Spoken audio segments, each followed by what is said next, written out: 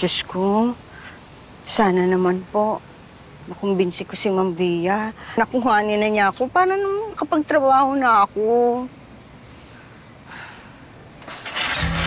Sino po kailangan nila?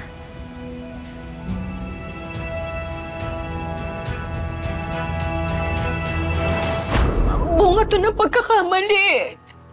Alam ko gusto kong magkaroon ng anak pero hindi naman sa ganitong sitwasyon. Hindi sa ganito. Mali ito eh. Mali ito. Magiging mabuti ang kinabukasan ng anak mo kung kay Sir mo siya iiwan. Iniisip ko pa lang na malalayo sa akin yung anak ko. Hindi ko kakayanin. Babae ang anak mo. May pangalan ka na ba? Talia. Tali.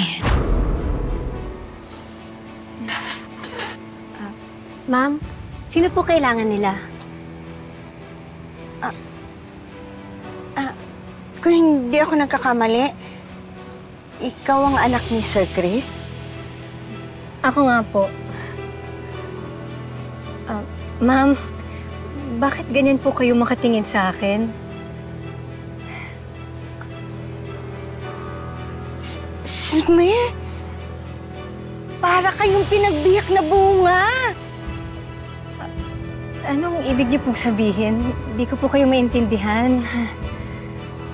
Kamukhang kamukha mo, nanay mo.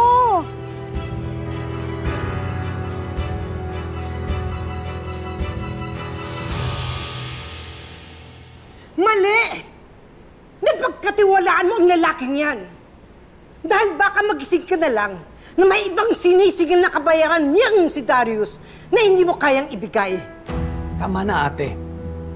Ngayon pa lang, sinasabi ko na sa'yo, Rosel, tuso si Darius.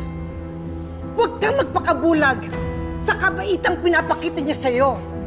Hindi totoo yun! Sige.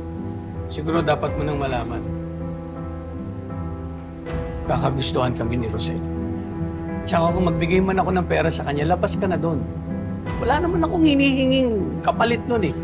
Hindi yun yung kapalit para magpakasal kami.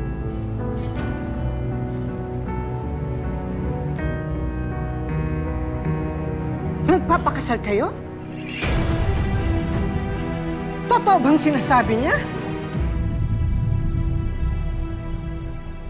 Nanay ko? Talaga po? Kilala niyo po ang nanay ko? Asan po siya? Andito po ba siya? Tara po, puntahan po natin siya. Tara na po, please, please. Yung nanay ko. Belle! Ano nangyayari dito?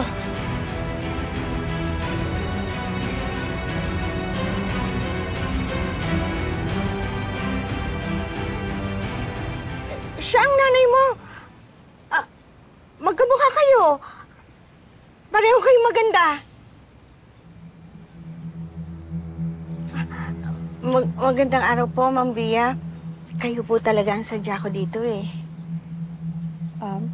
Excuse me lang po. Balik muna po ako sa loob. Okay. Anong ginagawa mo dito, Malu? Bakit bumalik ka? Ma'am Via, makikiusap po sana ako sa inyo. Baka naman kailangan niyo ng alalay. Midwife naman po ako. Pag nagka-emergency kayo, makakatulong po ako. Nagkausap na kayo ni Chris, di ba? Oo nga po. Pero syempre, iba naman po kayo. Alam niyo naman po na loyal ako sa inyo. Mapagkakatiwalaan niyo po ako. I'm sorry, pero wala akong mabibigyan na trabaho sa'yo eh. Ma'am Via, please. Naging mabuti naman po ako sa inyo, di ba? Kami ni Rosel.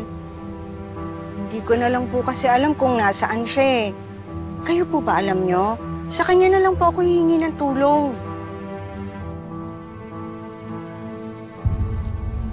Madam, gusto ko na po sabihin sa inyo pero alam ko po na magagalit po kayo sa akin. Matagal na tayong magkasama. At kahit ganito ako, alam mo na may malasakit ako sa inyo.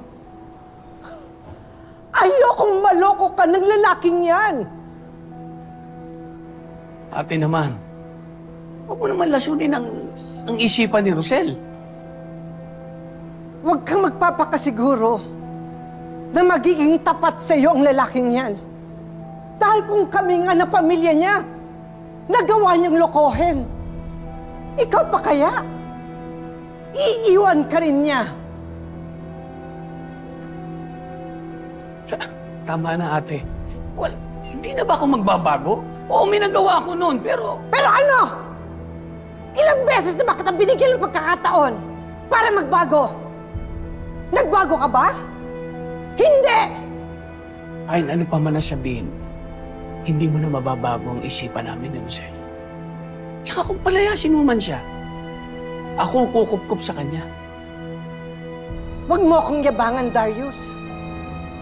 Dahil kahit anong sabihin mo, alam ko ang likaw ng bituka mo.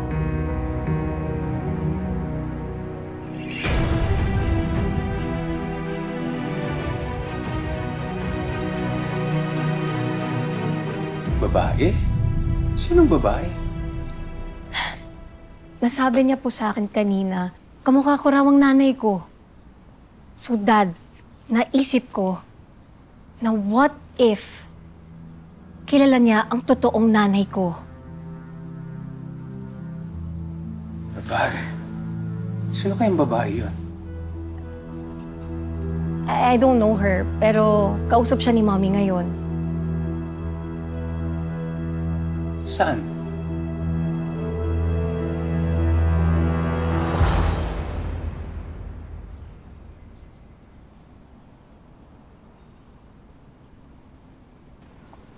Bia, may kausap ka daw sa labas.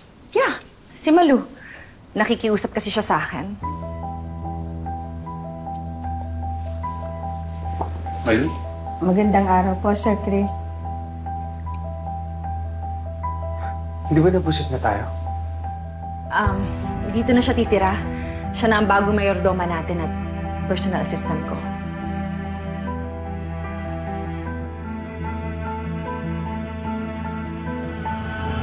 Rosel, pasensya ka na sa inasal ni ate, ha? Alam mo, bata pa kami. Ganyan na yan, eh. Matigas ang loob. Naasahan ko naman na mangyayari to eh. Kaya nga, ayoko na sanang ipaalam sa kanya yung tungkol sa atin.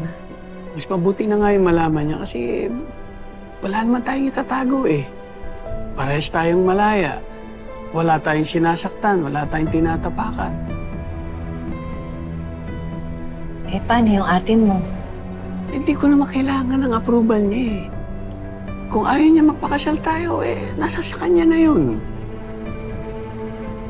Rosel, alam kong iniisip mo yung sinabi ni ate na iiwan kita. Mahal kita, Rosel, hindi kita iiwan.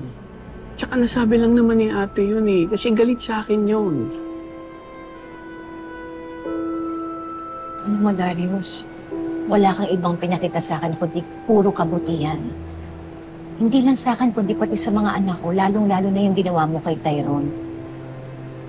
Kaya walang dahilan para hindi ako magtiwala sa'yo.